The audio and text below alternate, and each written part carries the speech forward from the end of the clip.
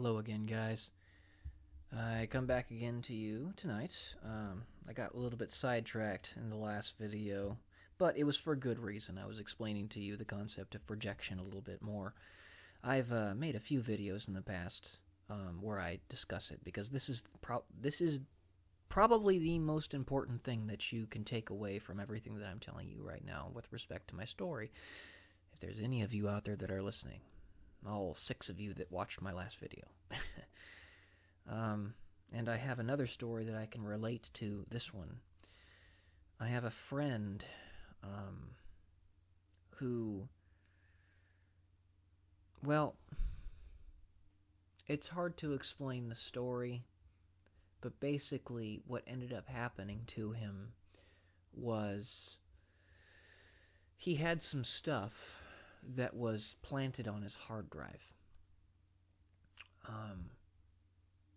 that was rather salacious in nature. And everybody knows him through the personal relationship that this is not the type of person that he is. He would never do this. Nevertheless, he couldn't prove it because,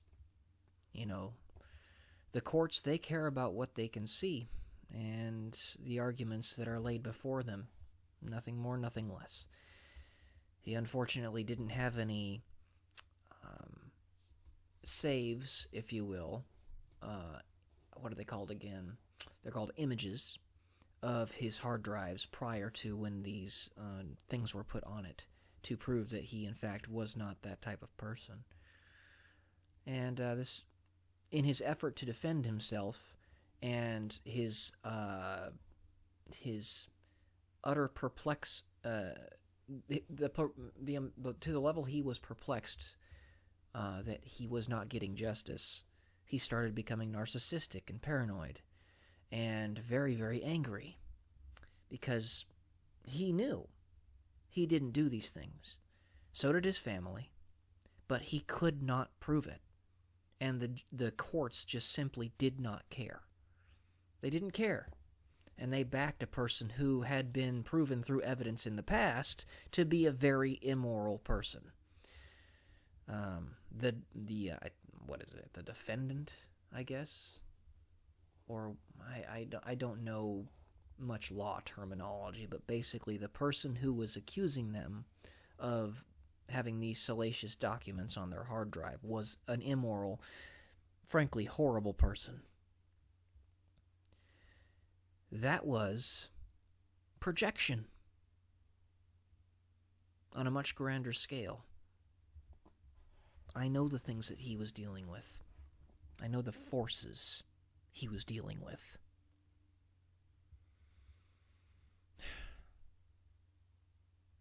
But I don't have any proof of those forces.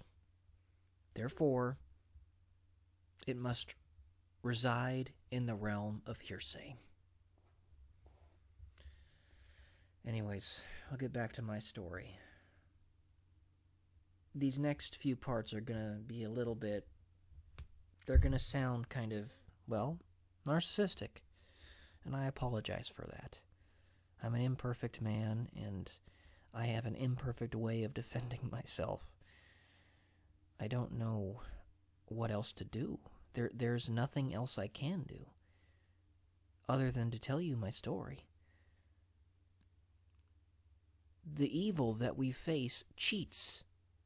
They cheat all the time, and they don't care. They're suppressing us.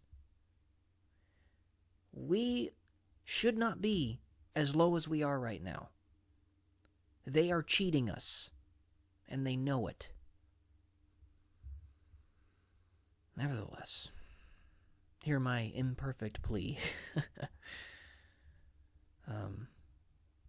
Here we are. After the first phase, I never flew with that other student again.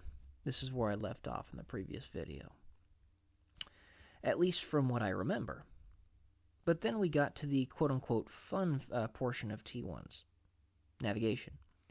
This was my Achilles heel in T6s, but I was beginning to question the legitimacy of my struggle, though the failures came less frequently this time around.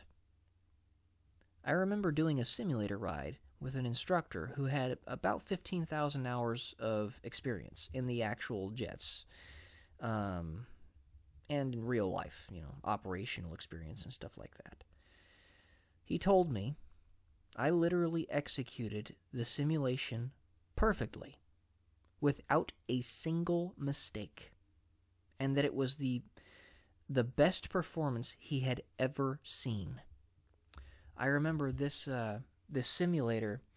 I had one of my classmates with me. I remember distinctly practicing quite a bit for it, just because I wanted to do well and I was enjoying it. This phase, because I was, well, at least in that state, that mind state that I was in at that time, I thought I was getting the hang of it. So I remember executing all the procedures, and then at the end of the flight, the end of the simulator, he basically gives us an emergency procedure that nobody can ever accomplish. All right, it's very, very rare that students, especially brand spanking new ones like we were at the time, very, very rare that they can actually land the jet in this situation. Basically, he eliminates a use of a control surface. And he gave me the jet. Explained to me what I needed to do, as he did with every student that he gave this problem. And I greased it on. It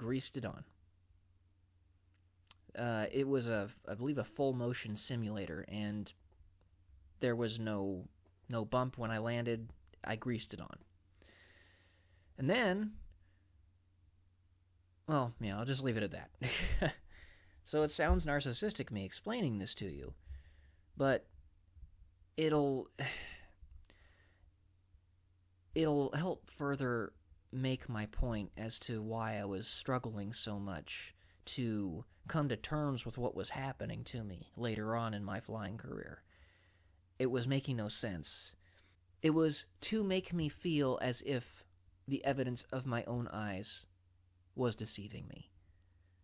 And I know now that it wasn't. The people I was facing were just not good people. Next paragraph. So I get to the quote-unquote 2 check, and once more I am assigned to the hardest instructor in the squadron. Despite the weather being horrible everywhere, and me still managing to execute the check ride profile without problems, he fails me. Since I know he's going to fail me before I even sit in the seat, because I just knew he was gonna. It's up until this point, the evidence of how they had been treating me, I knew he was going to fail me. But since I knew he was going to fail me before I even sat in the seat, I am cordial about it when I get the final grade. Despite the weather being even worse on my actual check ride, my instructor fails me, and I have to go to a proficiency check, an 88 ride. That's what they call them. Finally, it comes to a head at the end of the last phase. Mission familiarization. I fail that check ride.